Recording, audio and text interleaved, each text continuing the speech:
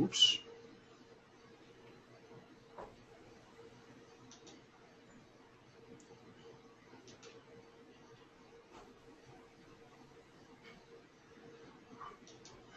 Because you're the presenter, you need to hit the start button for me, though. Okay. It's not letting me. And I hit start broadcast, and are we ready? Yep. And the broadcast is now starting. All attendees are in listen-only mode. Well, good evening, everybody, and welcome again, and thank you very much for joining us here at Page One Engine. Very excited for you. This is Bob Casella, one of your coaches and in the team. This evening, we've got a very special guest. Well, not guest, but really our hostess this evening. Ann is going to present to you tonight a lot of the things that you've all been asking me about over the last couple of days for the FAQ, speaking about some of the questions people have about domain names, and she's also going to, for those that wait to the end, are going to hear a little bit more about all of the tools that we have. We're going to talk about those as well. So what I'm going to ask her to do, Ann's going to come on, and she's got a presentation prepared that she wants to go through a lot. So what I'm going to ask her to do is wait till the end, write your questions down in the meantime. A lot of those questions will probably be answered as she goes through the presentation, but we're going to make sure that we have some time at the end for all of your questions to be answered. So don't worry about that. Just be patient is all I ask. Pay attention. Turn off your Facebook. Turn off your email. You're going to want to keep an eye on what she's doing in the screen as well so you can see how this all works.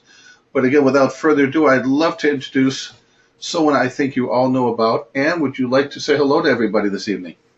Hey, this is Ann.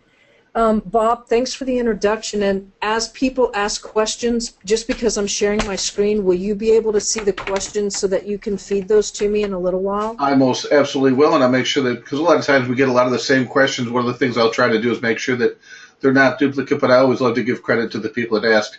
And I appreciate that. I want to make a special thanks, as I see a lot of the folks that I've been working with for the last few days here tonight, and I know that last minute we changed from having our regular FAQ, but we knew since we had the the Bootcamp call this evening, we wanted to make sure that no one missed anything. So yes, this will be recorded for everyone that's wondering, and of course we'll have it in the members area as soon as possible. With that, Ann, I'm going to pass it over to you. Yeah, and one thing that Bob said is at the end I'm going to show tools. I want to be really clear that although some of the tools are ready, I'm only going to show them in reference to some of the things that I'm talking about, and I'm not going to be giving an overview of the tools because they should be, I think they're going to be released this week, and Dory's going to do her own webinar, so I don't even want to pretend to take, her spot there. But we're going to talk about domain names and a few other topics, and I want to kind of begin with what a registrar is. And I went over this in my videos, but this is really where you purchase a domain. And I'm going to start by just showing GoDaddy here because I purchase most of my domains here. And a domain name is actually, Bob, can you see my mouse when it moves? Yes, I can. Hello? Yep. Yeah, I have myself you here. Can? Okay. We most definitely can. So, actually, I just want to be sure that everybody understands that when you say a domain name or somebody asks you to go search for something and they call it a URL, this is actually your website name, just like how I highlighted it in blue. Now, one of the things that I see a lot is somebody will be at a Google window and somebody will be told, hey, I want you to go search for, I want you to go look for my domain name, and they put the domain name here, domain name. And so I know this is a very simple thing, but I want to be really clear that this area right here is called an address bar, and every single search engine, meaning Yahoo, Google, Bing, all has an address bar. And when you want to put in your domain or your URL, this is where it goes. And a hosting company that we talked about, I use Bluehost. In our videos, I used Bluehost. And the reason why I did that is just because of how inexpensive they are. So some of the questions that have been asked to me is, can you host at GoDaddy? I want to tell you, I'm on GoDaddy. You can buy a domain, you can get a website there, you can do your email, you can do all kinds of hosting. I don't host at GoDaddy. The long version of that would take me too long to explain, but the short version of that is that I don't like their support. But I love buying domain names there because they maintain the age, and I'll get into that in a minute. Most of my agency, my company, we will actually host at a company called WP Engine, and I actually have an affiliate account, etc. for here, but I'm just being very specific why I use them is because as an agency, I have my own server here, and I'm able to build dev sites. And so what's the difference really between Bluehost here versus a fully managed host here? In essence, as a beginner, I would say not to use a place like WP Engine because you cannot get an email address here. You cannot do a one-click install here. So that's how come I don't do this. But on the forum, people have said, can I use Namecheap? Can I Namecheap? Can I use GoDaddy? Can I use whatever to host? We're not invested in where you host, just that you understand what it is, because that's really where you're going to purchase the service that's going to host your domain, meaning your domain name is going to live there. So, since we're really going to be hitting domains over this hour, I want to kind of talk about this in some interesting ways. So on the forum, I've had a lot of people talk about doing it yourself versus outsourcing, how things are really looked at if you really want to, I don't know, I guess the best way to say it is how much do you really want to learn on your own? And it's kind of a hard thing to talk about. So the first thing I'm going to talk about is being hijacked, and I'm going to go back to GoDaddy just to kind of give you a story. I had a customer come to me, and she said to me, you know, Ann, I really like you, and I would like you to take over my website, but I don't have any of the information you want. And I said, well, all I need to know is your domain name and your login. And do you know where you bought it? She goes, oh yeah, I bought it at GoDaddy. I said, okay, great. Can I get your login? So I want everybody to see right here, this sign in right here, where you can put in your username and your password. I use this right here. This right here for me is called, this is all my different GoDaddy accounts. But I use this to keep my passwords in order. And so she said to me, oh, I don't have that. And I said, okay, well, that's not a big deal. Can you get that for me? Can you just get me your username and login? Well, come to find out, her web guy wouldn't give her the username and login because he bought her domain name under his account. So what that means is that nobody's going to give you their GoDaddy account. So if you have somebody else buy your domain and they put it under their account and you don't really trust them, they really own your domain. There's just no way to explain that. And so many times when you outsource to get a website built, they'll ask you what you want your domain name to be, and they will actually put it under their account name. So whether you buy it GoDaddy, whether you buy it Namecheap, whether you outsource to have your website built or not, I want every student at POE for Page One Engine, I want to know that every student that is a beginner in this boot camp has bought a domain because they have an account someplace to buy a domain. And if was that clear? If I could interject, I can't believe you just mentioned this. This is the exact same conversation I had at the end of our FAQ call last night. There are so many outsourcers that take advantage of newbies, just offering their hosting. Oh man, it does. I raged about this last night, so I'm so glad that you expressed the same view.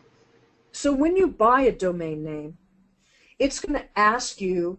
There's two things that I kind of want to go over with this. Maybe I should just log into my account and then I can just show people.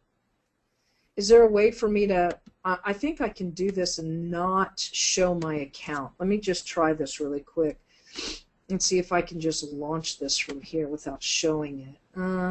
Autofill. Let's see if it does it. Yeah, it did it. Okay. Bob, is there a way for me to hide this without showing everybody all my domain names? Or am I just getting ready to kind of bare my soul here? This is the whole pulling the curtain back.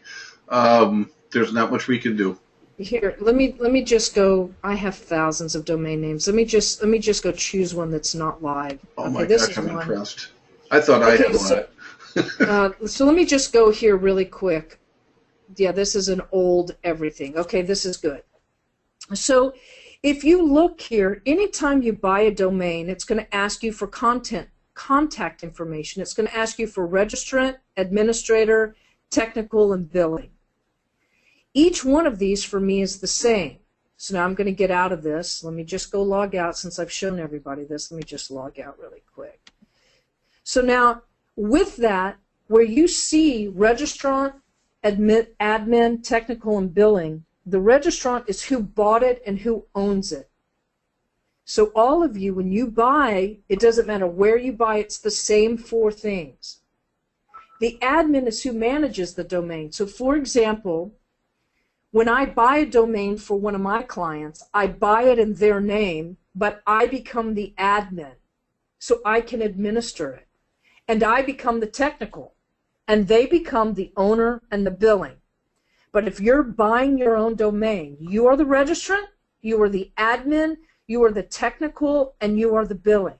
And I want to be crystal clear that everybody understands that, because I don't ever want your domain to be taken away from you, ever. The person who has all login is the person that can get that. Okay, next. One of the things we talked about in building our own sites is in all of our basic domain from the beginning talked about building your own WordPress site. But some people have said, but I don't want to have a website. I want to know how to do it for free. So I want to be able to show you exactly what that means. So if you were to go someplace like WordPress.org, WordPress actually allows you to put up your own site. So I said .org, it's .com. So for example, you would basically be able to create a site here for free. It wouldn't cost you anything. So a lot of times when you hear people talk about tier 2 and tier 3 sites, meaning they want to build sites to build links, they'll go build free sites on all kinds of different places. Same thing with Tumblr. And when you build a site on a place like, oh, that wasn't so good. I went to Tumblr. Okay, I'm clearly doing something wrong. Let's just stay with this. If you're on WordPress and you create a site, it's going to come up and it's going to create a site and it's going to ask you for your name. And see right here, when you create that, you would create whatever it is .wordpress.com. So why did we not start? It's the same thing with Blogspot. Blogspot.com. If you were to create a site here, it's going to ask me to log in. If you were to create a site here, you're not going to own this. WordPress is going to own this. If WordPress changes, WordPress goes down, it does. It means that you don't get to own your brand. You can build a brand, but it's not yours. So you're limited. No, you don't have to pay for hosting, and yeah, it's free, but you don't have full control. So what ends up happening is all of the things that you're learning in Page One Engine, could you apply to a site like this? The answer is yes, and the answer is no. Many of those things, like there was a thing today that said, hey, I have my site at Wix. Is that okay? It is okay to have a site at Wix. I've seen those sites rank very well. But the bottom line comes down to what amount of control do you want? So I do say that you should kind of keep it on a host and buy your own domain name and not use a free site if it's a site that you're wanting to rank that is a product, a brand, or a money site. So I saw some things. What does a money site mean? So a money site to me is a site that you really want visitors. So people have said, well, aren't all sites money sites? They're not. And that's one of the things that Dory really teaches. If you have a site that's called, I don't know, whateversite.com, and you don't want visitors, why would you have that? Because you want to be able to link, you want to be able to build that site up to have strength to link to other sites. I hope I'm being clear, but I'm hearing myself say that, and I already think that I'm sounding a little crazy. I'll come back to that, and I'll give an example. It'll be easier. So if you have a free site, you don't have to pay hosting, and it's kind of a WYSIWYG, meaning it's very easy to build. It's free. There's 5 steps. That's it. But you don't have control. So the advantages, like I said, is that it's free and easy. The disadvantages, you don't own it, you don't control it, and you can't customize it. So with WordPress, you can't put anything you want on there like we talked about earlier. You can't advertise on there, put links on there just like you would if you have it on your own host. So I heard people say in the forum, should I buy the .com or the .net? And I want to say to you that I think that you should always buy a .com site. There's a million schools of thought about this. People say, well, does that mean you can't rank a .net site? Does that mean you can't rank a .co site? Does that mean you can't rank a .org site? The answer to that is you can rank anything you want as you get into it. But if you're going to buy a site, I want you to try and get the .com. And then there's an upsell, and they'll say, well, do you want to buy the .org and the .net? When I have a money site that I know works, I always try to buy at least 2 of the others because I don't want somebody to buy it to outrank me. But I probably own 3,000 domain names, and I did not buy all the domains in that, but for my name and my company, I bought those other .org, .com, .co, etc. I saw somebody say, what's the best place to buy a website? And you guys have heard me say a million times that I use GoDaddy. I say a million times, but quite a few times. The reason why I use GoDaddy is because if I was to buy something in their aftermarket, which is their auction site, so if you just go to auction and you look at GoDaddy, they have this auction site. Oh, Ann, what are you doing here? Online market. Are they showing this? My God, do I have to log in again? Anyway, what they have is they have a way to go to all of their products, which is right here, browse auctions. So when Dory talks about buying a domain name, a used domain name, all of these are used domains. All of these right here. Now, see this 7058? This is the most active. There's 81 bids, and the price is $29,500. Can you believe that? $29,500. Well, what I do when I log in is I start looking at $5 domains, and I start looking at how to do that, and I want to go into what I think is good, bad, or indifferent. This shows you traffic. But this is all from GoDaddy. What if the site has been de-indexed? What if the site is really a crappy site? So one of the things that I like to say is if you buy an age domain, like let's just say I was able to buy this cheapstay.org, and I wanted this as not a money site, but a site that I'm going to use later to link to, and this site is 10 years old. When I buy it and I put it in my name, I'm buying a site that has aged, and that is a huge deal. That's why I buy at GoDaddy, because I do buy auctions. Now, people have said, well, Ann, do you always buy auction sites? That answer is no. And as you get in and you learn more and more and more, you'll decide how to do that. I just wanted to explain why I use GoDaddy. And as you go through this, I've thought to myself, how do I express when you should outsource and when you shouldn't? So if you really don't want to learn how to build websites, that's okay, because if you understand how to buy a domain name and set up your hosting, you're in control of your website. And that's what's most important.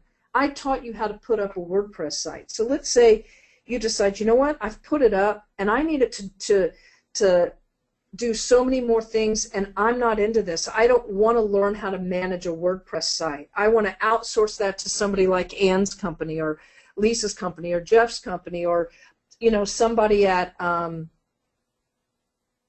Elance or something like that. It's like, I just want you to know that you need to own it and stay in control. That's when you would outsource this. You would outsource if you thought that it was counterproductive. So I very seldom build sites anymore because I have a technical manager, and his name's Jonathan. And so I send it to him, and he builds the sites. It's not advantageous to me to build them, even though I know how.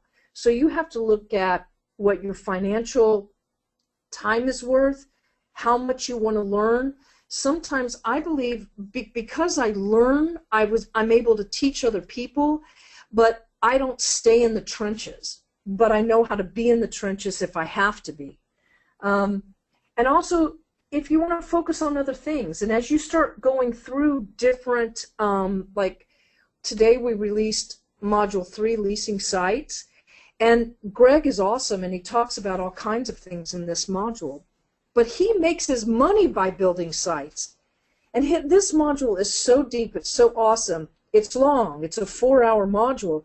But this module, he talks about building a site, ranking the site, leasing the site, and he never gives it up, and he makes money over and over and over again, and he shows you how to do it. In that scenario, you understanding the basics and going all the way through is going to help you because you're going to own site after site after site. You're going to build it once, you're going to rank it, you're going to let it go, and it's going to make you money. So it's a great way to go through and decide if you're going to do that. So now I'm going to talk about choosing a domain, because there's really two schools of thought, you know. Do you want to create a domain like Google, which is a brand, it's a word that nobody ever knows, but it's catchy, or do you want to choose a domain that's descriptive, letting you know, a possible product buyer and customer know who you are? For an example, Dory always talks, as you can see over here, where the big dogs roam. Her and I are both big dog people, meaning I have 3 dogs, she has a gaggle of dogs. But my point is, if you were to do something like bigwhitegermanshepherds.com, just as an example. So bigwhitegermanshepherds.com, it's pretty clear that your site would be about big white German shepherds, right?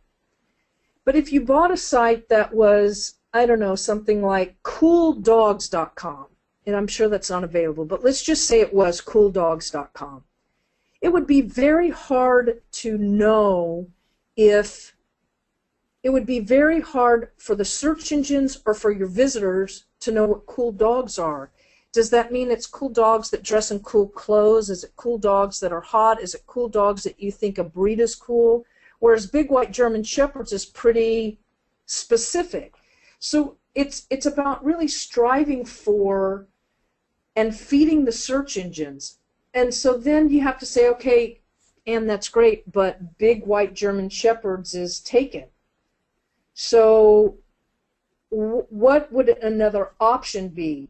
And I saw in the forum, you know, all the experts are going to have different opinions. So some people might say go for big-white-German-shepherds. I would say don't ever do that. Don't buy dashes. Dashes used to be okay. I don't see them ranking as well anymore. So in that scenario, I would buy large white German shepherds or German shepherds white and big if I wanted to have a site about white German shepherds. Bob, am I making sense? Absolutely. I love to hear people agree with exactly what I tell. We're preaching the exact same thing. Okay, cool. So, and one thing that I want to say, and sometimes people think that I'm a little crazy about this because they'll say I'm not going to do anything with this. If whatever your first and last name is, buy that.com.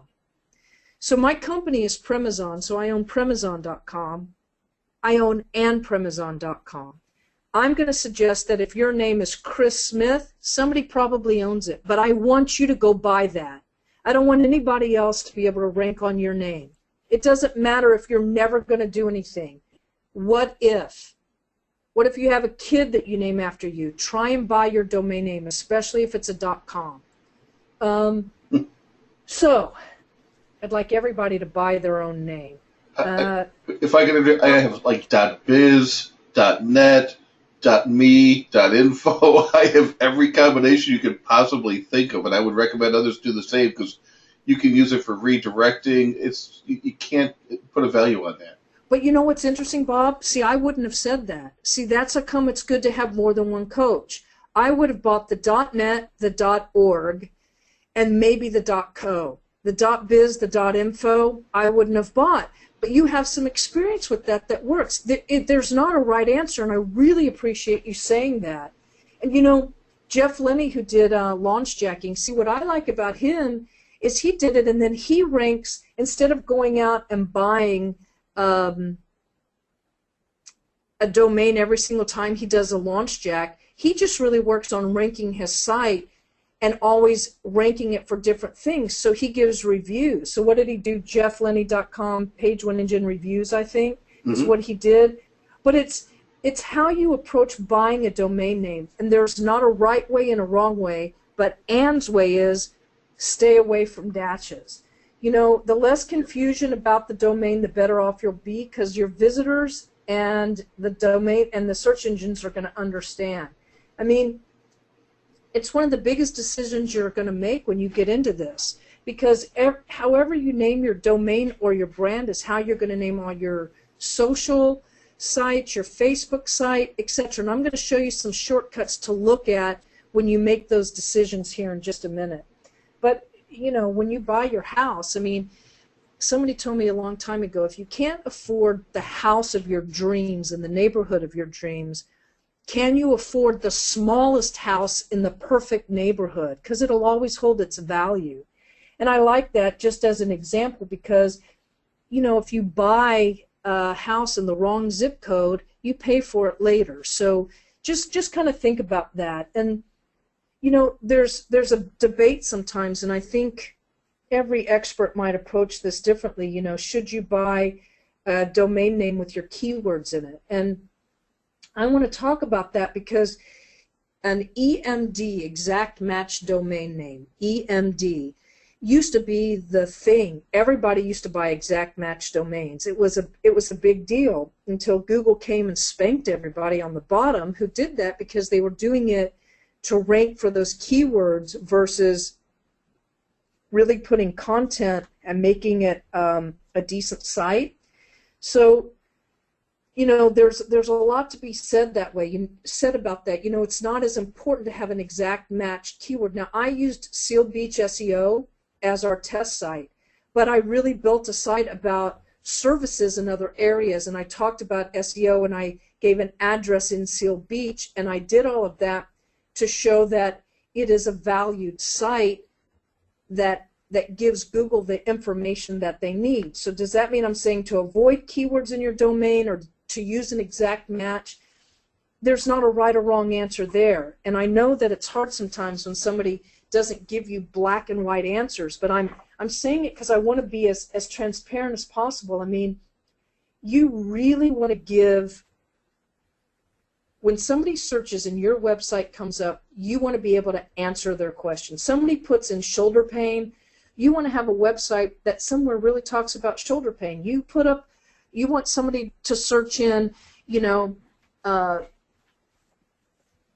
the best place to buy a burrito. You want to be able to answer that question. So you have to think about how you're going to really silo and put your whole domain together. And that doesn't mean avoiding keywords. It means thinking about it from a bigger picture. So I want to kind of just hit some tips here really quick. God, it's already 30 minutes. Jeez, Louisa. So shoot for something brandable if you can. You know, the .com buy. If it's your name, if you own your own name, I always want you to buy the .net and the .org. If it's a really big money site, I always want you to buy it. And like Bob said, he goes for all of them. there's an extension exemption. Like I would never buy the .tv unless you're going to create like a video site or a TV site, something like that. Then I would buy the .tv. It's historically harder to rank for anything other than a .com. .com is the easiest, but you know, the internet now has .love, .academy, .vacation, all of these different things, and I don't see any of those really ranking. But every once in a while, I have a site that ranks really well that's a .net, and I own the .com, but I ranked the .net first, and it's stuck, and it still ranks really well today. I think that if you can keep it short and memorable, it's better than long. But I'll tell you, I have a brick-and-mortar business other than my web agency, and I named it, it's a medical billing company, but to make a long story short, it is the longest domain, and I'm almost embarrassed when I tell people to email me because it's so long, but it's exactly what it's meant to be. And so it just works how it works. I'd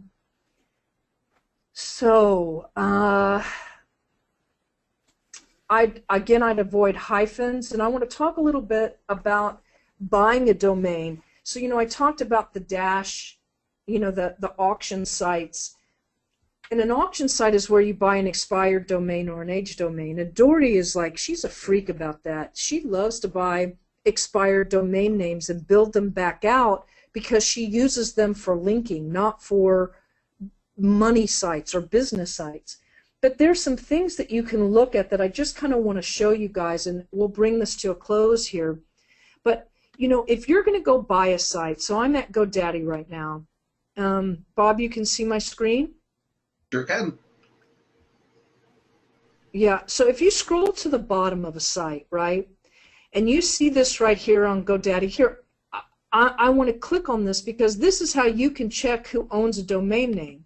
So if I wanted to look up, just as an example, Microsoft.com, okay, and I search this, it's going to ask me right here, Microsoft.com. The registrar URL is Mark Monitor. So I don't know, maybe it's available. I don't know what this is, but this is who owns it. So when they talk about making something private, it would mean that this is not public. The registrant organization is Microsoft Corporation, One Microsoft Way. It gives you their phone number. So if you look this up, you're going to find this about your domain unless you make it private. So I just wanted everybody to see this, and as you all remember, we did our name server, so here's their name servers. So anytime you're going to buy something or buy a domain name, you always should look it up. There's several ways that you can look it up. So here's one way. If you're looking up your competitor, you can see how long they've owned it. Here's another way, and I'm going to use this as an example, and this is called the Wayback Machine at archive.org, and I'm just going to show you this as an example. If there was let's see if we can go back and look up let me just go to all products and go to browse auctions. And let's just say, for example, we looked at this one right here. So let me go get one with a little bit more traffic. So AsianAmericaMedia.org. See, as a matter of fact, Dan, if you could copy and paste the Wayback link into the chat box so people can put it on their browser and bookmark it, might be a good idea. Okay, here, I'll do that right now. Bob, do I just put it in this? Can you see my screen that I pulled this up? I can see your screen, but you've got that little side tab that I can't see. That's invisible to everyone. But where do I put it? There should be something that says chat. Is there, when you open up the arrow? Oh yeah. Okay. Thank you. Okay, here, I'm putting this in here right now. For those of you that haven't seen it, if you've got a little arrow probably on the right-hand side of your screen. Yeah. I put it in there. Did you get it? Yeah, I want to make sure the rest of them, I see it, but I want to make sure the rest of the group here does, because sometimes people haven't used this before. Okay, so they can't find it either. I'm going to move on to this really quick. So I'm in the Wayback Machine, and I got a domain that's not. This is not a live site. It's for sale. It means it's an old domain. So I'm going to look at this, and it shows you how much activity they've had. I really hope that whoever this is goes back and renews their domain. But what it does is it tells me in an instance, just by seeing this domain, that it's since 2005. And you can see all this traffic that it had, and then it slowly has had a slow death. So if I go back and I say I want to look at this site in 2006, what did it look like? It's going to give me a snapshot.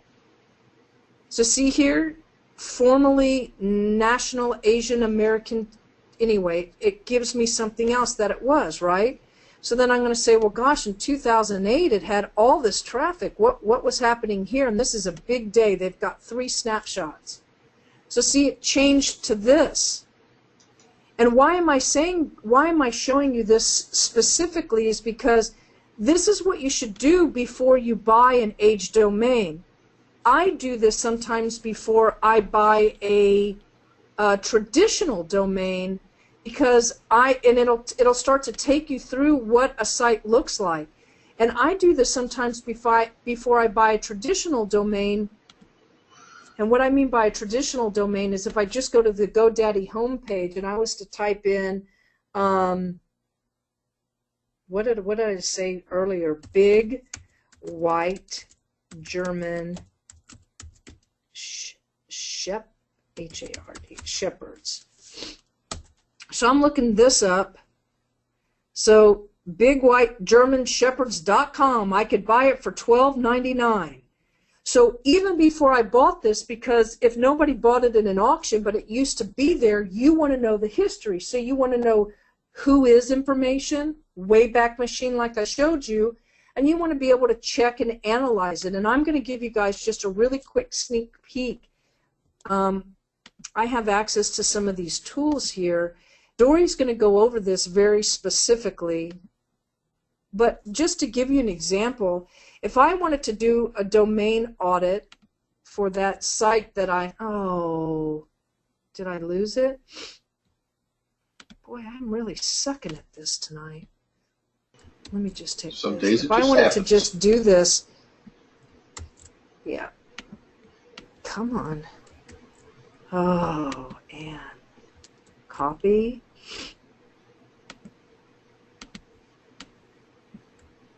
Only happens when you're live, you know what I mean?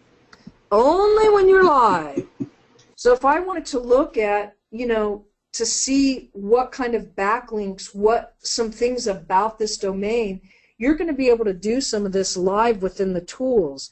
And it's important because when you analyze backlinks, I think next time I do this, I won't use this exact site, but when you analyze backlinks, you're going to want to see things in a way that you can make decisions before you spend your money. You want to know if something's been blacklisted. So here's this right here. So it says it's unavailable, but we just saw that you could buy it. Don't worry about that. It says it's got.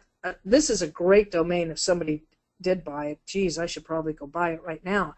But the point is it tells me the trust flow, the citation flow. This right here, EBLs.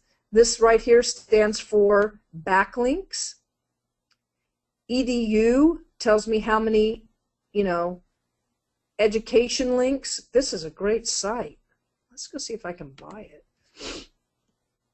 But the point is I wanted you to see that because you should go look at all of those things anytime at all that you can do that, because you want to be able to examine whether or not you spend money on a site. So here I am looking at it, and it tells me it has all of these links. But hey, what if those links are really bad links? How would we know that? So if I put that into one of Dory's tools and I say, show me this, it's going to tell me, what if it was de-indexed at some time? So let's see, I don't know if this is going to come up. While that's doing a quick search, I'm going to go back in here and see. Here it is right here. Oh, well, it's $1,500. So see, Dory might buy something like this. I never spend that kind of money on a domain name, but that is a great domain name. And one of the bonuses that you guys will get eventually is there is a guy that's going to show you how to rebuild those. There's an actual plug-in. And so when you start to do the domain history, this has come back, and is it here? I didn't. here it is. So you can see this, and it tells you all of the optimal, how many total links, the active links. It's going to be able to tell you what the images are. It's going to tell you exactly where it links to and what it is. And see, I can already tell that some of these are redirect links, and it just goes, it'll tell you how long it. So this is the .org site to the .org site. So this is what the anchor text is. You always want to know what it is because you want to know if it's been de-indexed in Google. You know, I don't know if everybody remembers how I said to see if something's in Google, but to do that, you want to be able to go and look, and you want to see how many pages are in there. So even though I put this in, there's already 60 results in Google if you do that. 60 results for this site if somebody spent $1,500. It just depends how you want to do that, and you want to analyze the backlinks. You know, and I've showed you some ways to go and do that. Another way to do that is there's a site called bandcheck.com. This is interesting because it tells you if Google would let you advertise on the site. Oops, that's going to give me an error because I needed to do this. So it says right here it's not banned. So these are all little tiny things that I do, you know, to scan for copy check. And I brought these two things up just because I didn't go over them in basics, but especially if you're going to go for a brand, right? If I was to take that brand and I take this away,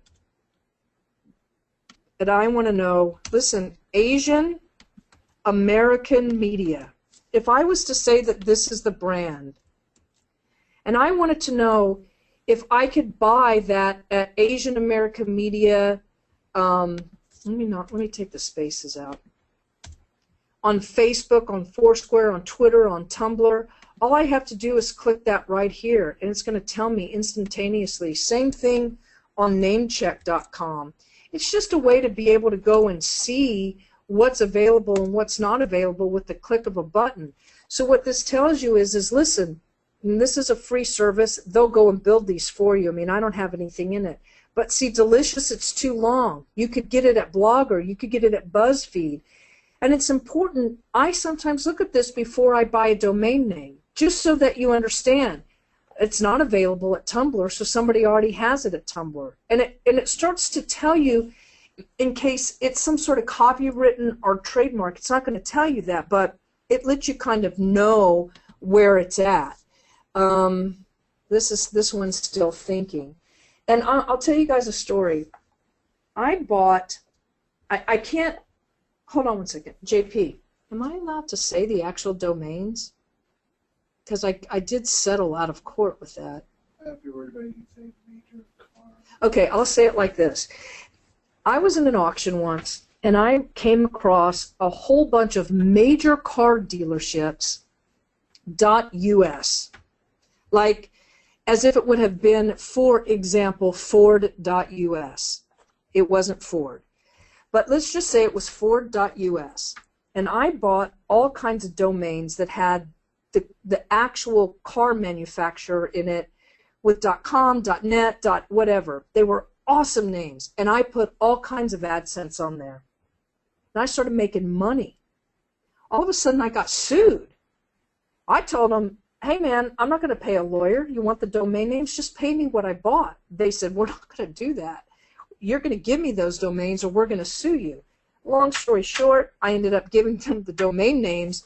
But I say all of this because if I would have done this before, it would have come back and told me what was available and what was not available.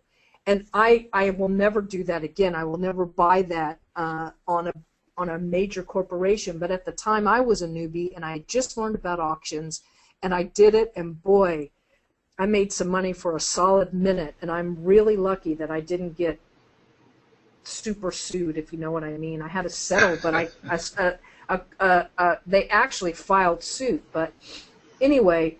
And can I interject one short story? Because sure. I love that you're telling this.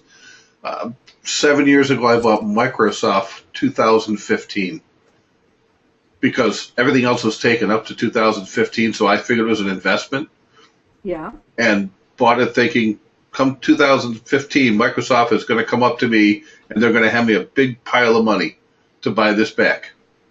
Good for you, Bob. And you got screwed, didn't you? You paid every year on that domain, didn't you? Yeah, I'm still waiting for the call. Yeah. So, yeah. So I just wanted to say that, and I guess the last thing, we've got 10 minutes left. I want to have some room for questions. The last thing I really want to talk about in choosing a domain is, should you buy it for a year or longer than a year? And what I want to tell you is, when I'm buying domains that I know that I'm going to use for linking, I usually buy it for a year because I want to see, am I really going to build it out? Am I really going to do this? But any domain that I'm serious about, I always buy for 2 or more years, and I always, for my client sites, try to get them to buy for 5 or more years. I don't know how Google knows. They can look in the, and say, and it'll tell you how long it's registered for, how they do that, how they don't do that, but I believe it does make a difference. And the last thing that I want to talk about before I turn it over, if everybody can see on my screen where this says HTTPS, and you see this little view site information with this triangle, and you look at this says that auctions.godaddy uses a weak security configuration. Now, if I go back and I just go to GoDaddy, do you see how GoDaddy is the Mac Daddy? You see green and you see trust. So I had a client. They're a brick and mortar business. They were doing really well, and they started losing rankings. And I went and they asked me to take over their SEO, and I started looking at it. And whoever their previous SEO company just really spammed them with a ton of really shitty links. And so what I did is I switched them to an HTTPS site, and they're now ranking really well. And I put this in the forum, by the way, of where you can go, because I went to I actually looked at this article, Yoast SSL. I think this is the actual, yeah. This is one of the best articles I've ever read. It tells you how to test. It tells you how to do everything. I'm going to put this in just in case. I didn't teach anybody to build an SSL site, but I want everybody to have this because I think this is a great article, and I've seen it help in rankings. Google likes it when you have an SSL site. My personal business site is not an SSL site. I don't sell anything. I don't collect any information, but I think sometimes it makes a difference. And I'll close with, when you're buying a domain name, again, buy your name and then think about what your brand or product is. Try and give the most value to the visitor, and the search engines will appreciate it. And so that's pretty much the first boot camp. So at the end of this, Jeff is going to be taking these the boot camp basics over. And I just really want everybody to be able to, I want everybody to be able to already have their, hold on, what? Start on the right foot. Yeah, I want everybody to start on the right foot and have your domain name, hopefully have your hosting set up, and have all of those decisions made. So as he continues to give you assignments, you know exactly what to do, and I hope everybody's gone through all of this and is ready to start on Module 3. And with that, Bob, you want to tell me if we've got any questions coming in, and Absolutely. If you have any opinions, how are we doing on our first boot camp? And go, rah. Let's be sure that everybody's staying on target and moving forward. We have a full house and a lot of good questions coming in. First, I want to thank you very much. It was a tremendous presentation. We have some great questions, and I'm going to go ahead and start feeding them to you, and I know we're going to get more, but I want to start with a couple. When you look at my site, so if I open up this where it says attendees, will I be able to see some of the questions? Because I can't see them. I'll go ahead and feed them to you. It's probably easier Okay. because I know from experience it's hard to read and respond at the same time. So Okay. I'll give you the questions, especially because I'll try to weed out those that might be duplicates. Okay. Here's a great question. How do you feel about buying websites from Flippa? Oh man, let me show you this. I love whoever asked that question. That's rad. So, Flippa.com, I think is what it is. Mm-hmm. So here's the deal. Here's why I love Flippa. Let me see if I can log in here so that I can show some real stuff. So the thing about Flippa is they will show you domain names here and appraisals, but I buy sometimes established sites here, and they'll show you how you want to do it. So if you say, I want to buy verified analytics, I want to buy it from affiliates, they really give you some things that are cool. So one time, JP, who's my tech manager, he's in here with me, we bought a site, and we bought a site called Golf Pro Strategies, and we bought it from Flippa. And we had it for, JP, how long did we have the site before it got totally, somebody stole it? We used it pretty good for a year, and then about a year and a half, 2 years in, it got hacked, and we weren't looking at it. Yeah, so we had it for about a year and a half, and then it got hacked. And I don't know if anybody's ever seen those sites where across the front it says you've been hacked. We didn't even check on it, so we didn't know. So now I don't want to go to the site. I want to show you. So now we just rebuilt it because Dory said to go find something and show if I ever get asked this. But she didn't say it from we were testing a plugin she wanted us to test, which you guys are going to get, by the way. So look at this, at a $12,500,000. I bought this site for like $50, and I'm in position 1, 2, 3, 4 at a $12,500,000. I'm going to show you the site really quick. Well, what's cool about this is I don't write any of this content. I bought this from Flippa. I put my own, like if you want to go to the store, this is my Amazon store. So if you were to buy something from the store, this is an affiliate site, but not like how they teach affiliates in here. This is just, I have an affiliate thing, so if somebody buys this, I'm going to get this money. Hey, JP, is this right? Because I'm looking at anyway. But if I go to Golf Pro Videos, just to kind of give you guys an example of how well this site's ranking now, Golf Pro Videos. Let's see here. I'm pretty sure that I rank here too. Maybe I rank somewhere. Anyway, it doesn't matter. But the bottom line is I bought this site from Flippa. Oh, here it is. I'm on page 2. Okay, so who goes to page 2? So we need to kind of get over ourselves here. But you get what the bottom line is. So I wanted to just show you that. Bob, you want to give me another question? You betcha. I got another good question. This one comes from Preston. And this is a good question.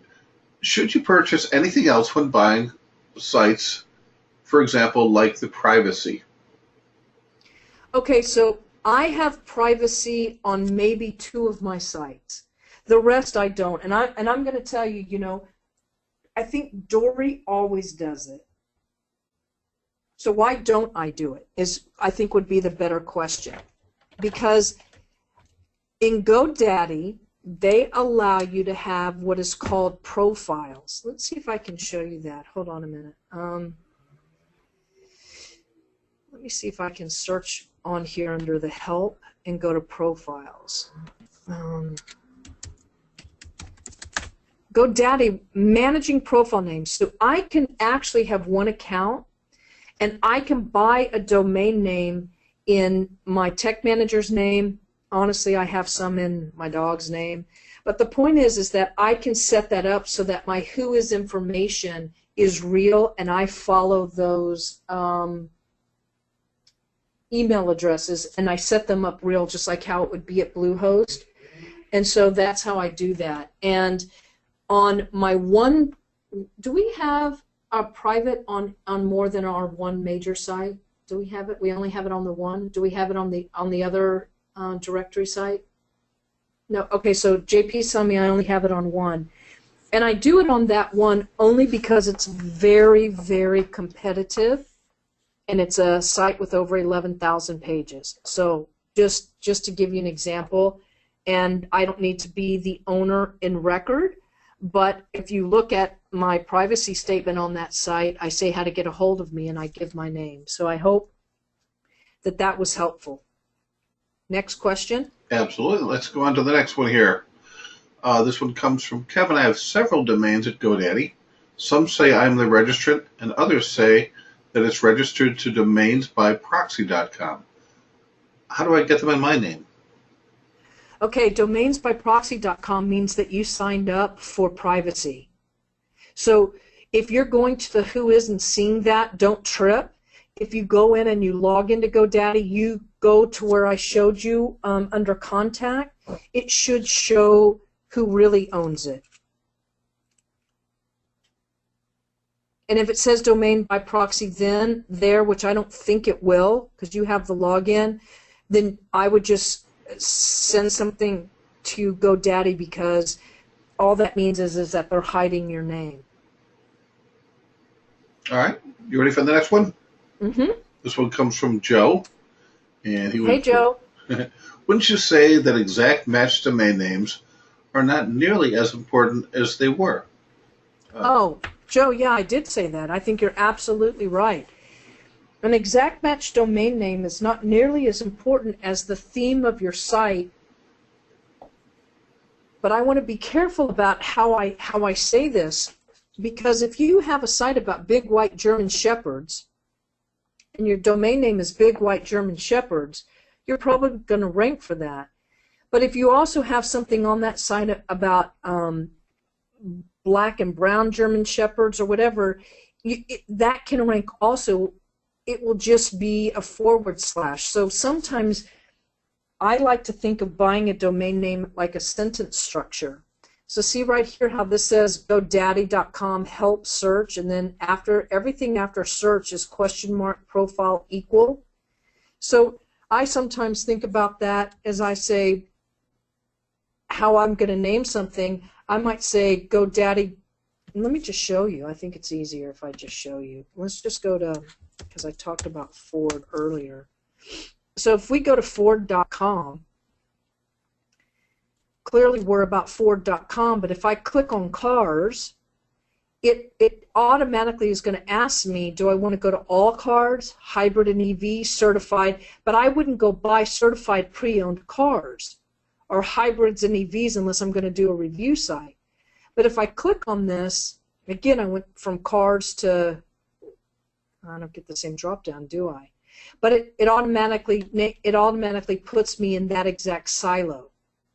So the only way that I can get back to the other is to go back to cars. I hope that's helpful. And can I ask you to help these folks understand exactly what a silo is, though? Yeah, a silo. You know, I'll tell you, the best place that I ever saw that was at Bruce Clay's website. So let me go there because he explains it really good. Bruce Clay silo. Often we use terms that, especially for new folks, these are things we use all the time, and you will eventually, but you have to understand some of these terms. This looks like a pretty good one. Let's see how he talks about it here.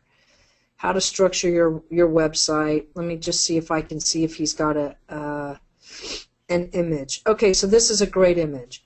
So see right here, he's talking about power tools.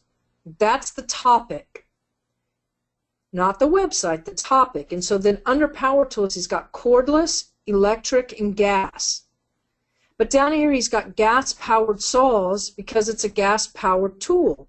But you can't link, so then he goes down, you can't link from electric saws to gas-powered saws. You have to link from electric saws to gas-powered tools. And why you do that is because if you were to link from electric saws to gas-power saws, it doesn't show what's most important. What's most important in this particular site is these top three. So these three, the blue links to the top blue. The orange, these three link to the top orange. The purple links to the top purple. And you can't go from electric saws to cordless hammers or gas-powered saws. You can only go to the main one. Each one of these is a silo. It's a landing page. It's how it works. Is that helpful? Very much. Thank you very much. Next question. I know we have just a short amount of time left. This next question is from Carol with a K. Hey, Carol with a K. What's up?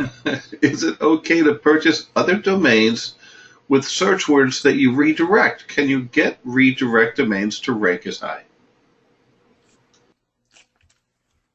Can I repeat the question? I can't tell if you're wanting to buy it. Is she asking, does she want to buy a domain to redirect it, or does she want to rank a redirect site? I think she's trying to rank a site that she plans to redirect. I think that's why it's important to explain why you really can't. Well, unless you get a secret. So, you can and you can't. So I want to talk about this. Let me bring up a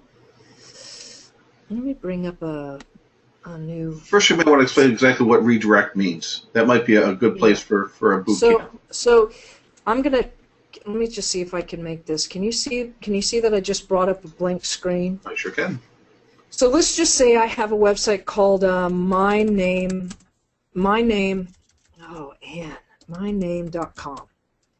And I also own yourname.com. And in essence, I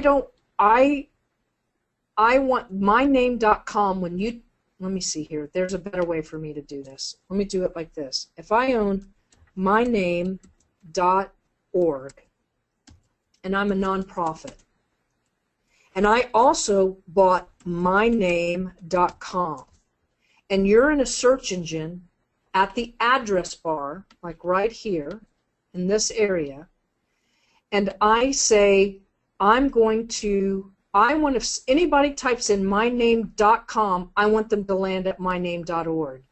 You would do a redirect, and that would be a piece of code that you put in at several places, either on your website, your server, or your registrar. I don't want to get into how to do a redirect, but that's what it means in essence. Now, what she's saying is, if I have keyword1.com, and I want that to redirect to keyword2.com, is that beneficial? So if I own this, and you type this in, it's going to come here. Is that beneficial? So just like I would redirect .org to .com or .com to .org, yes, I can have this domain name redirect here. Now the question is, you would never want to rank this if you're really redirecting it. However, if you were to buy a used domain that already had backlinks to it, and they were good backlinks, like that Asian media site that I showed, you could buy that, you could rebuild that site on a host, and then you could redirect all of that to here, and it would take all of the juice with it. That's option one. Option two, you could take this keyword 1, and you could build links to it, even though it's a redirect. So you say, well, why would you want to do that? Well, are you building links here? No, but what you can do is you can't really kill this, because this is just redirecting here. Now, as a strategy, would I do that? Would I go buy domain 1 just to do a redirect to domain 2? The answer is no, not for linking. However, they've talked many times about people having a site and for whatever reason getting killed in the search engines with some sort of slap or Google penalty, and they've taken this site and they've bought a new site and they've purposely redirected it, but it comes back to being this same example. God, I know that I was just so wordy. I hope that Carol with the K, I hope I helped you out there. I think you did a great one. This next question is, I would love to hug Cynthia, because we both know how important this question is. Okay, give it to me. I'm working with a company to help redo and build my new website. I asked them about the server, and this is what they said. We host our websites on our server. I'm sorry, we host your website on our server. You own the content, obviously the domain, and if you're to leave, we'll just send you the content and photos in a zip file. What are your thoughts?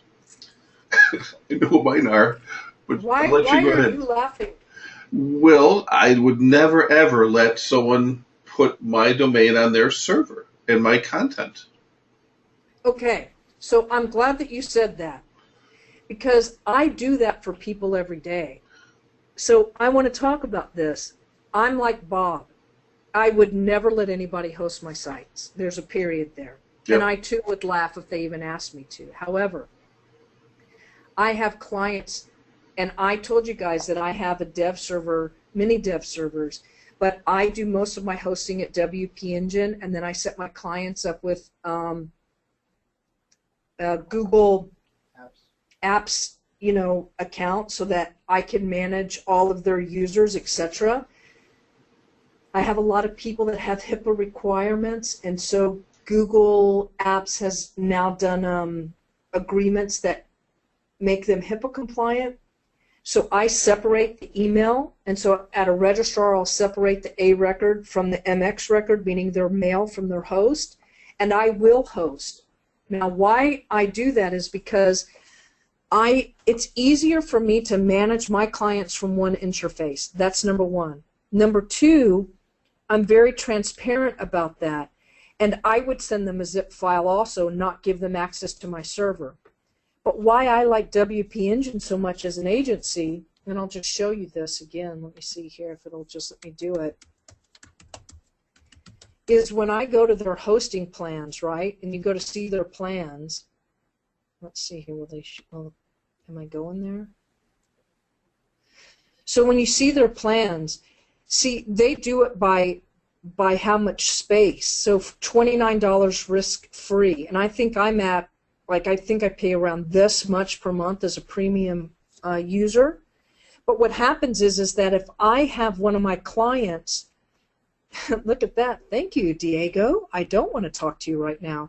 But if I have one of my clients want to have their own install, all I have to do is direct them to do this, and on the back end I can give them their site automatically.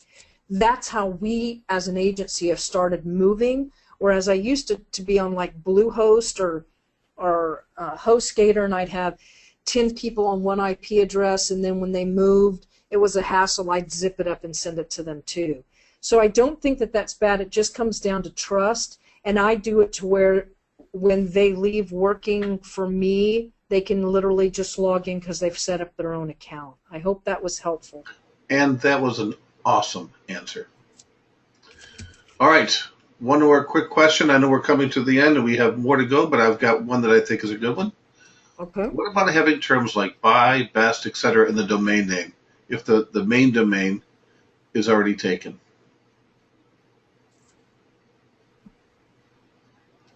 What are your I thoughts love on that? that I love that for keyword research. But let's just do an example. If you were to buy Red Sox, and I'm looking at this, I mean, Happy Sox is doing it. Shop, Boston Red Sox, Target, Amazon, Happy Sox. I mean, I don't see, even down here, men's cheapest, best. So here's best price, buy Red Sox right here. I probably shouldn't have done red. Let's do something that doesn't have a sports team. So see, Blue Q did it by just adding socks. Happy Socks is here again. Let's see here. Stance, shop. So I don't see anybody that's using that in that way. I probably would rank for a site and use that as the theme of an internal page. I don't think that I would buy that. But let's just see here. Best blue socks for sale. Yeah, I probably wouldn't do that, but Blue Q does it again. I don't think that I would do that, but I don't think that there's anything wrong with it. I would probably go for review, or think of it as, I might call it, I would try to buy blue something or bestblue.com, something like that, and then I would have a / that said socks for sale. Does that make sense? I think so. Anyway, that's my answer. All right, have you got time for more questions? Yeah, have we kept people on? Are we doing okay? Still a full house, and we still have many questions. Okay. I'm trying to put a couple together. Here's actually got the exact same question from two people. What does de-indexed mean? Oh, you never want it to happen to you. It's so sad and painful, and it hurts bad. So what happens is here you are at Google, right? And you're looking for your site, and your site is www. Let's just try it, bluesocks.com. And look, there's one thing called bluesocks.com right here, but it's got one result. So you know what sucks? Is when you have something that says 1,600 results, and then all of a sudden Google says that you've gone against their terms, and now it says 0. It is so painful. I don't know if anybody ever remembers the JCPenney fiasco. Bob, do you remember that? No. JCPenney SEO. Oh, I do remember. Okay, yes. JCPenney SEO disaster. So this is in 2011. So what happened is JCPenney, let's see if it talks about it here. New York Times exposes JCPenney scheme that caused plummeted rankings. So he used all black hat stuff, and he put really shitty links, paid links, and that's like, Dory will tell you to put links to your money site. I'd never put a link to my money site from a PBN, but everybody has to do it differently. But so what ended up happening is he bought all of these links, and he bought them from really shitty places, and JCPenney one day just disappeared from the web. Literally disappeared from the web. It was pretty gnarly. So I just want you to see this again. Let me just go back to Google. So if you're in Google and you put site : that's all you need to look at. And I'm going to look, and so that everybody knows, de-indexed. I'm going to say, what does de-indexed by Google mean? Let's go to support.com. Let's see here.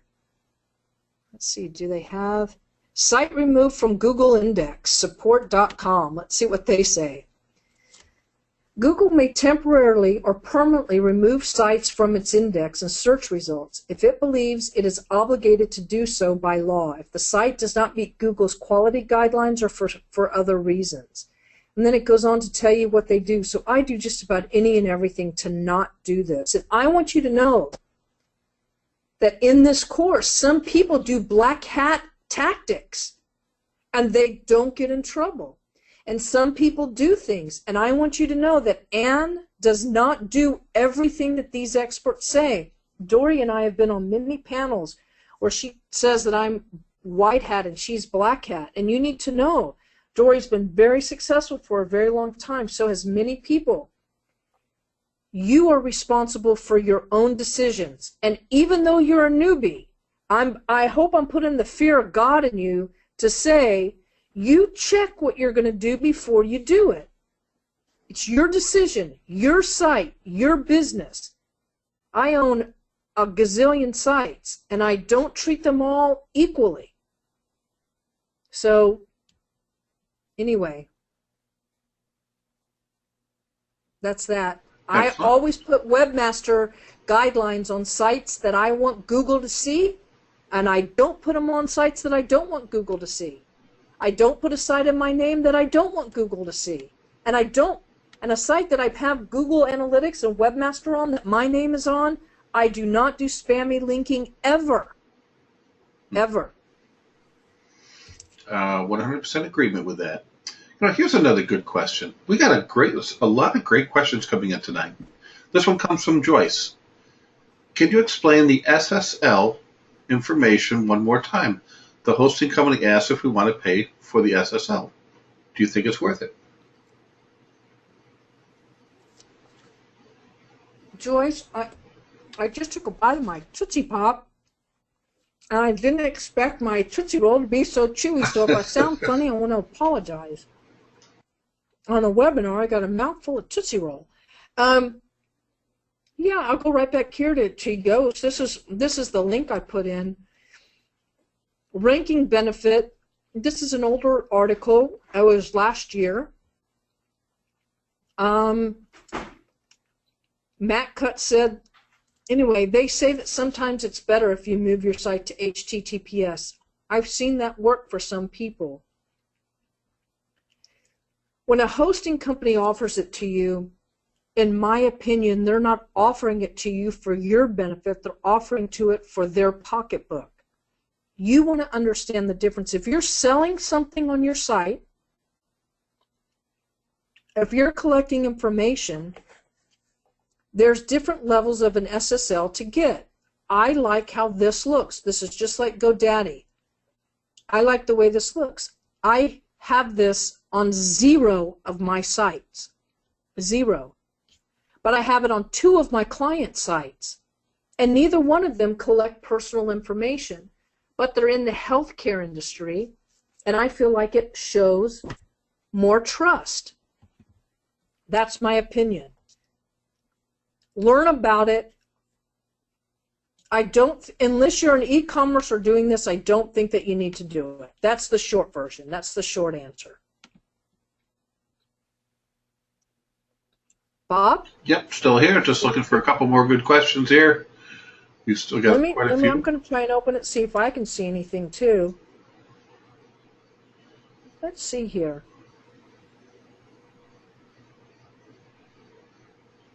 I see one that says from Jill. Hey, Jill, it says, how do we know if something's black hat?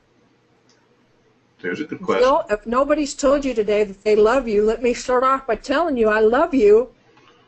And unfortunately, it's really hard to tell. I'm going to give you an example, and I'm being really dramatic. If you go to Google and you say, what is SEO? Google's going to talk about this, and they're going to tell you what their guidelines are, and they're going to tell you to find this. And they're going to go through here, and they're going to tell you what their content is, their technical guideline, how to get links. In essence, if you go and you try to get links for your site, in many ways, Google feels like you are going against their terms. So you want to be careful, and black hat basically means not doing anything by hand. I guess that's the best way for me to say it. If you, for example, were to go, if you're trying to trick Google, they would see it as black hat. And every SEO person on the planet is trying to trick Google. So it's a very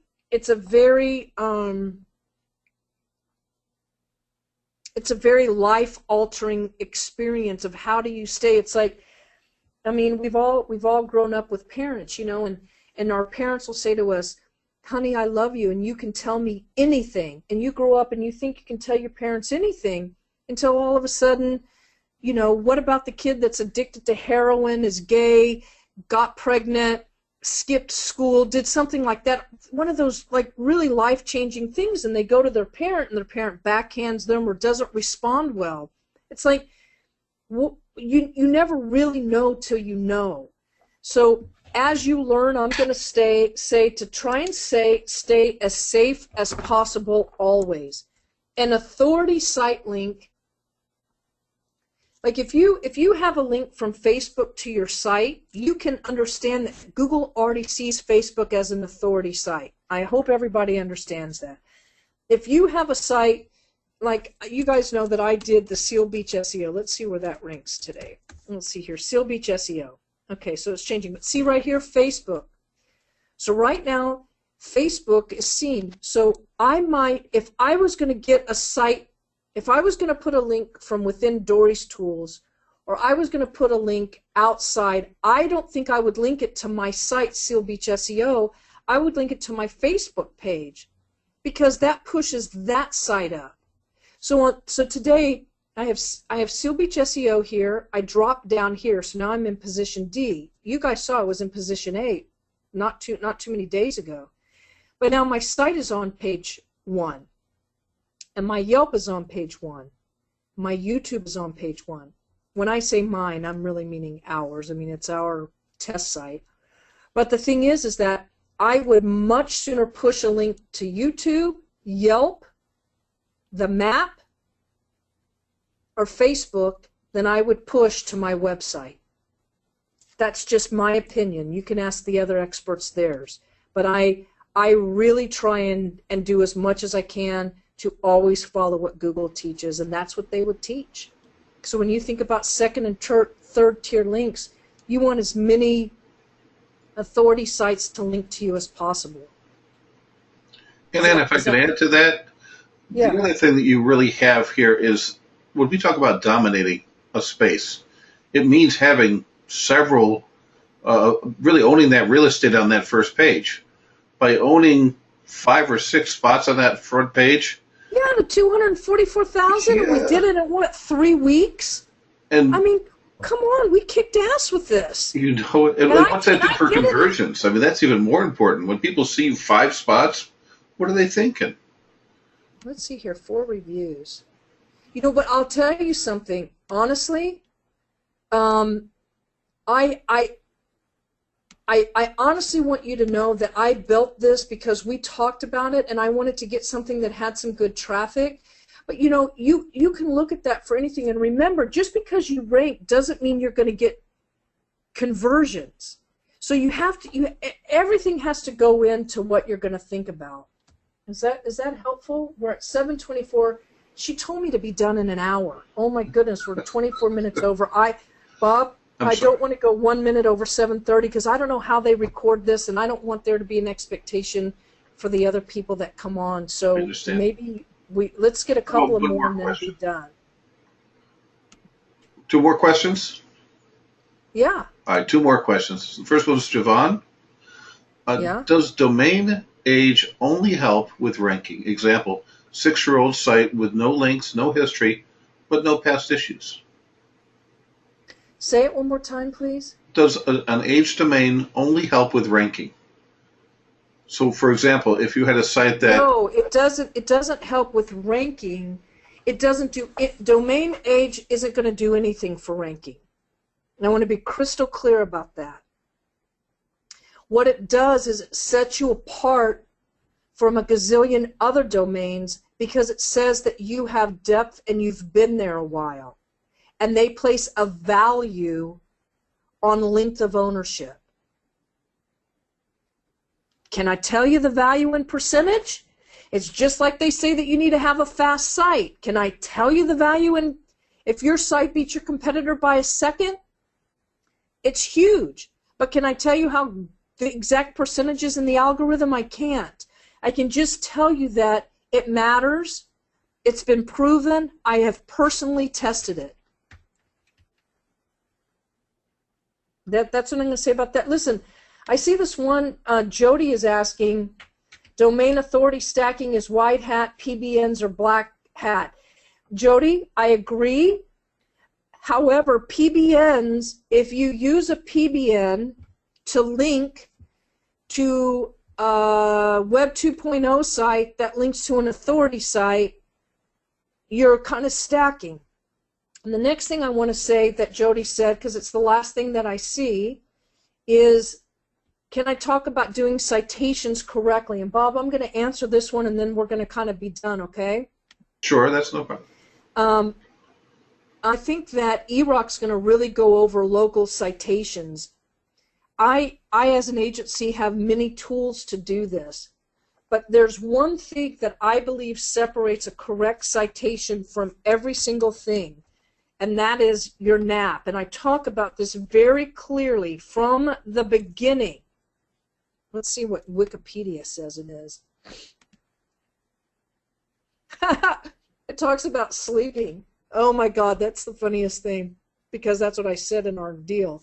So what the NAP is, from an acronym, let's see if it comes out this way. Oh my God. Okay, so let's not mess around with this. Your NAP is your name, address, and phone number. So when you build a citation, and this is what Jody was saying, there's a million places you can build them, and you'll learn that in the course.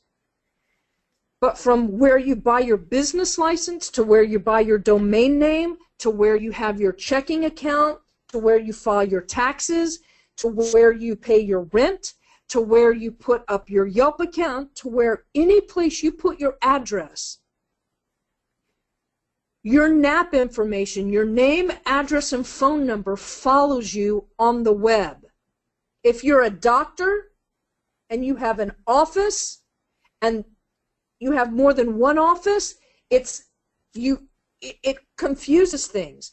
If you are a hypnotist and you have one office, but you also do hypnotherapy someplace else, you always want to try to have one address.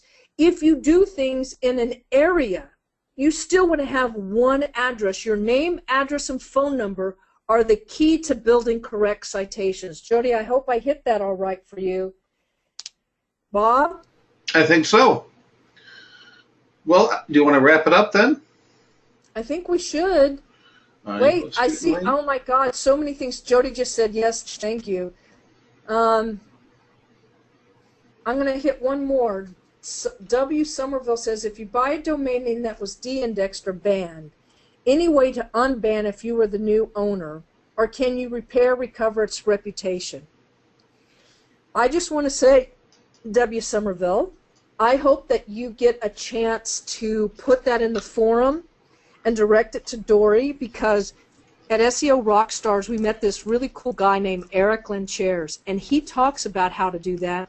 And Dory also is friends with the guy named Josh Bashinsky. And between those two, they know how to do it. What I'm going to say to you is, it's not easy, and it's really dealing with Google in certain ways. And if you own a domain that went left, I want you to reach out to those guys, because there's ways to do it, and there's right ways and wrong ways. And so I hope that I answered that. And with that, I'm going to say to you all, I can't say how proud I am of you, how lovely you made me feel, saying so many nice things about my videos. And I hope you have the same experience with the other experts. We all really, really want you to be successful. And as busy as Dory may be, I know for a fact that she really wants you all just to succeed beyond imagination. I think that we all have it. If I can do it, you can do it. If you're questioning, just keep reaching out. Greg's course went live today. I mean, just between Jeff, Lisa, and Greg, I mean, your lives are going to change. I mean, the four of us are live, and I can't wait for you to see what's going to come. And I just wish you all much love and success. And Bob and Jeff are running all of our Q&As, so please just ask them anything you want. Facebook is there for us to talk. Really, the forum is the place to ask questions, and I hope that I've been helpful. And go kick ass on this 45-day challenge. I hope you all have bought your domain names. And with that, I want to say bye-bye. Well, thank you very much, Anna. Again, good night, everyone. Thank you for coming, and we'll make sure that the recording is up in the members area as soon as possible. All right. Want to say good night? Can I say good night, Gracie? Yeah, good night, Crazy. Wait, I don't even know how to stop it, Bob. I'll take care of it. I'll just turn it off. Again, good night, everybody, and we'll see you at the next boot camp. What is that, tomorrow night? No, tomorrow night I think you're going Do we to have the FAQ for tomorrow? yeah, I think it's just an FAQ. All right. Well, you'll be notified with an email for the next boot camp, so not to worry, you won't miss a thing, we promise. All right. Well, good night, everyone, again. Bye-bye.